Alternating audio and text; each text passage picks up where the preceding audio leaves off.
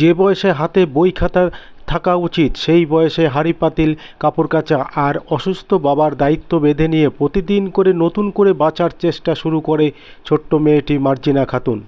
দক্ষিণ দিনাজপুর জেলার কুমারগঞ্জ ব্লকের মোহনা পঞ্চায়েতের গয়েশপুর গ্রামে জন্ম নেওয়া মার্জিনার জীবন যেন একটি মর্মান্তিক বাস্তবতার কাহিনী। বর্তমানে সে গোপালগঞ্জ রঘুনাথ উচ্চ বিদ্যালয় পঞ্চম শ্রেণীর ছাত্রী। তার এক সমবয়সী ভাই স্থানীয় এক মাদ্রাসায় পড়াশোনা করে। তবে মার্জিনার পরিবার পরিস্থিতি যে কোনো সাধারণ পরিবারের চেয়ে অনেক বেশি জটিল। বাবা মাকসেদুল মণ্ডল প্যারালাইসিস আক্রান্ত, সম্পূর্ণ শয্যাশায়ী না হলেও কাজকর্মে পুরোপুরি অক্ষম।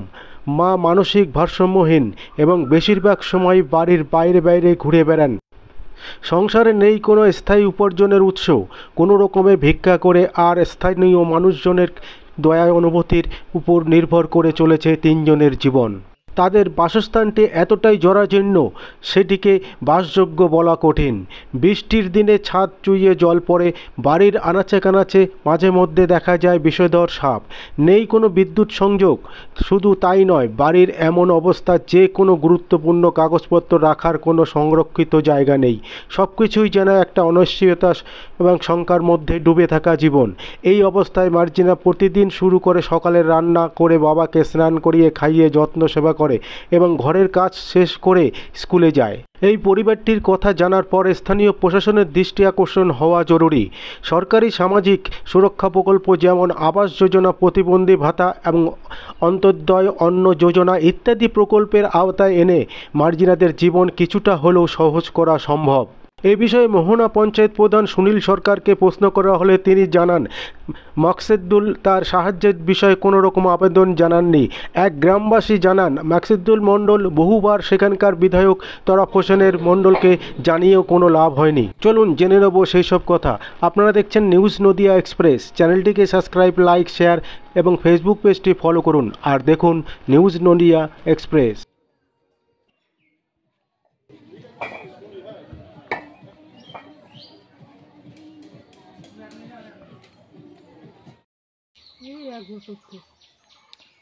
কি জন্য হয়েছে,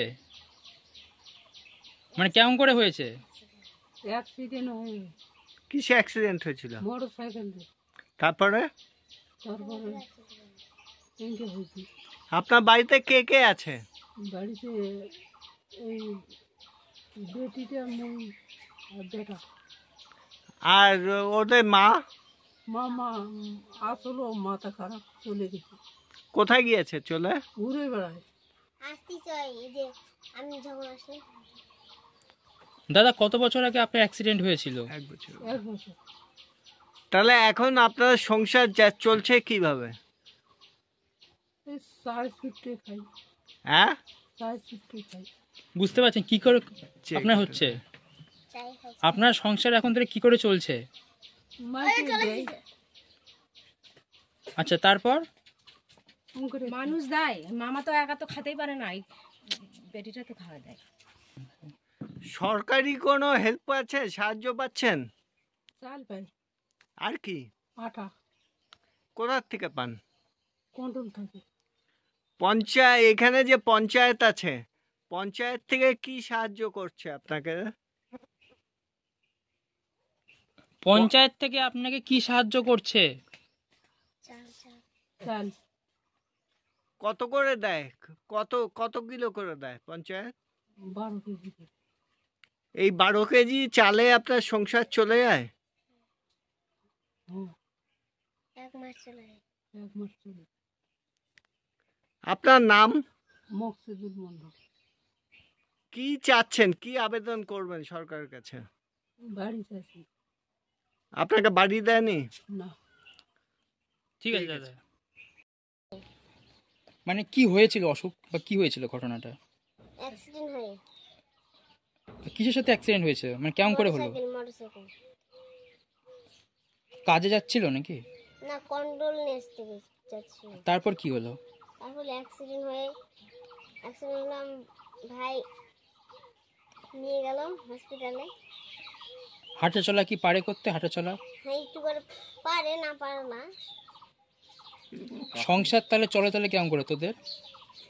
আমরা হাটের চায় মাঙ্গে খাই, সবার যখন রান্না করতে পারি না, ওর আর বাড়ির থেকে রান্না করে আনি খাই, আমি রান্না করি।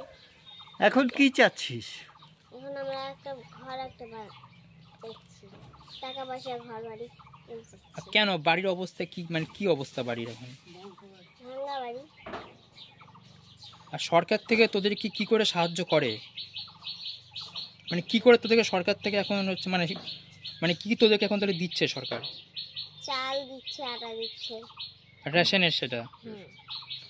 বাড়িটা পেলে কতটা তোরা মানে ভালো হবে তোদের, কি মনে করছিস? ভালো হবে, বাড়িটা পরিষ্কার হবে, ভালো লাগবে দেখতে। মা কোথায় তোদের? আমার মা পাগল, মাথা খারাপ, ওই রাস্তায় রাস্তায় ঘুরে বেড়ায়, কখনো আসে কখনো আসে না। তোর নাম? মর্জিনা খাতুন। বাড়িতে আমি, আমার দাদা আর বাবা। আমার দাদা তিনজনের মারা গেছে। সংসার। হ্যাঁ, আর রান্না বাড়ি তাহলে কে করে তোদের? আমি করি। তুই তাহলে এখন তাহলে হচ্ছে কোন স্কুলে পড়িস আর তুই কোন ক্লাসে পড়িস? আমি গোপালগঞ্জ স্কুলে পড়ি, 5-এ পড়ি। তোর নামটা বলবি? মর্জিনা খাতুন। ফোন নাম্বার দিছে, কবে দিব বাড়ি? খালি হ্যাঁ আপনি বলেন কি বলছে? আমি হ্যাঁ হ্যাঁ কি বলছে এমএলএ সাহেব, কি বলছে আপনাদের? ওই তো ফোন নাম্বার বলে নিজে নিয়ে বলছে যে ঠিক আছে আমি ঘর আসলে দেবো। আচ্ছা কবে সেটা? কমার লাগে ওটা রে? 2-3 মাস। 2-3 মাস আগে। আপনার নামটা বলবেন? আমার নাম বিজয় রায়, ঠিক আছে, আমি এই প্রতিবেশী। ঠিক আছে। ওই বিষয়ে আমাদের জানাই নেই বা জানি না। এখন আমাদের অফিসে কোনো কাগজপত্র পাইনি আমরা, তো জানলে জানা থাকলে আমাদের অফিসে আমরা ব্যবস্থা নিতে পারবো বা বোর্ডে পাঠাবো। আর জানাইনি কারা, কি মনে করছেন? না, ওই অভিযোগ জানাই নেই তো আমরা। জানাইনি অভিযোগ? না। দীর্ঘ 1 বছর হয়ে গেল। হ্যাঁ, তো আমরা অঞ্চল তো কোনো জানাই নি। বাড়ি ঘর একেবারে জরাচীর্ণ অবস্থা, সে হতে ভেঙে পারে। গেছে প্রায় বলা যায়। ঠিকই আছে, আমরা জানি না তো, না জানি কী করে বুঝবো? আমার কি সম্ভব সব জায়গায় বাড়ি বাড়ি ঘোরা?